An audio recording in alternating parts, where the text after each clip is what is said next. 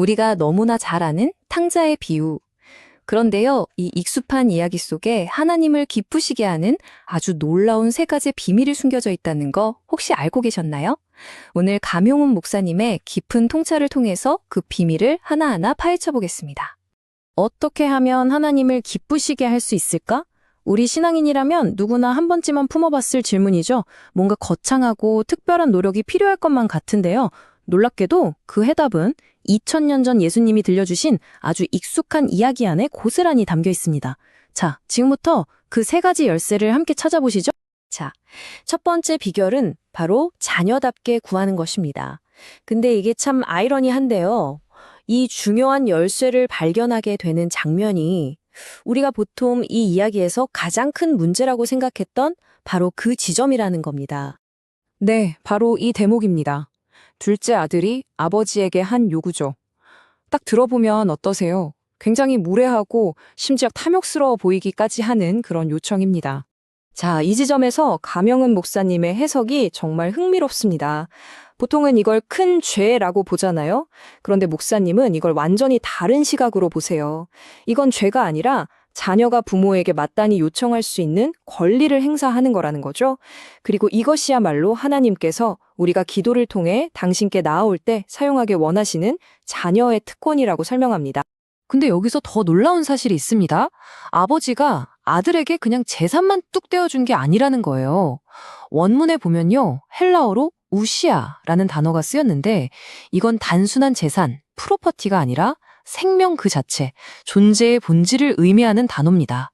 그러니까 아버지는 자기 생명의 일부를 떼어준 거나 마찬가지인 거죠. 이건 우리가 하나님께 구할 때 하나님은 우리가 구한 것 그 이상, 바로 당신 자신을 우리에게 주신다는 걸 보여주는 정말 엄청난 대목입니다. 자, 그렇다면 구한 것 자체가 실수가 아니었다면 도대체 아들은 어디서부터 잘못된 길로 빠지게 된 걸까요?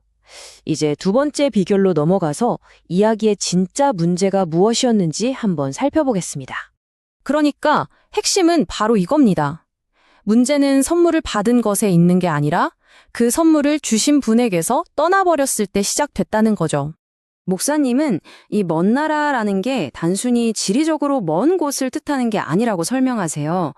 이건 아버지의 사랑과 보호, 그 영향력 밖에서 살기로 한 결정, 다시 말해 관계적인 분리 상태를 상징하는 겁니다. 아버지에게서 멀어지는 그 길의 끝은 어땠을까요? 보시는 것처럼 처참한 파멸의 과정이었습니다. 처음엔 자유와 쾌락을 찾아 떠났지만 결국 모든 걸 잃고 굶주리고 심지어는 가장 천한 종의 신세로 전락하고 맙니다. 이렇게 스스로 자기 인생의 왕이 되어서 자기 생각에 옳은 대로 살아가려는 마음. 이게 바로 죄의 본질이라는 겁니다. 결국 하나님과의 분리를 선택하는 것이고 그 끝은 언제나 텅 빈 공허함 뿐이죠. 하지만 이 모든 것이 끝난 것 같은 가장 비참한 순간에도 집으로 돌아갈 길은 여전히 열려 있었습니다. 이것이 바로 하나님을 기쁘시게 하는 세 번째, 그리고 가장 강력한 비결로 우리를 이끌어갑니다. 여기서 감용훈 목사님이 정의하는 회개가 정말 중요한데요. 회개는 그냥 내 신세가 왜 이럴까 하고 후회하거나 자기 연민에 빠지는 감정이 아니라는 겁니다. 이건 결단력 있는 행동, 즉 아버지의 집을 향해서 완전히 방향을 트는 유턴을 의미합니다. 돼지우리 바닥에서 아들은 비로소 정신을 차립니다. 그래, 우리 아버지 집에서는 일꾼들도 배불리 먹는데 나는 여기서 굶어 죽는구나. 그는 자신의 죄와 비참함을 깨닫고 아들이 아니라 종이라도 좋으니 돌아가자고 결심하죠. 그러면서 아버지께 드릴 이 겸손한 고백을 마음속으로 연습합니다. 아들은 아마 온갖 꾸지람과 벌을 각오했을 거예요. 하지만 아들이 아직 멀리 있는데도 아버지는 그를 먼저 알아보고 달려와서 목을 안고 입을 맞춥니다. 아들이 준비한 사죄의 말이 다 끝내기도 전에 말이죠. 그리고 아버지는 곧바로 종들에게 명령합니다. 제일 좋은 옷을 내어다가 입혀라. 그의 더러움을 가려주고 발에 신을 신겨라. 노예가 아닌 자유인의 신분을 회복시켜주고 손에 가락지를 끼워라. 아들로서의 권위를 되찾아 줍니다. 이건 완전한 용서와 회복의 선언인 셈이죠. 처벌은커녕 오히려 성대한 잔치가 벌어집니다. 아들이 돌아온 것에 대한 아버지의 기쁨이 그야말로 폭발하는 순간입니다. 바로 이겁니다.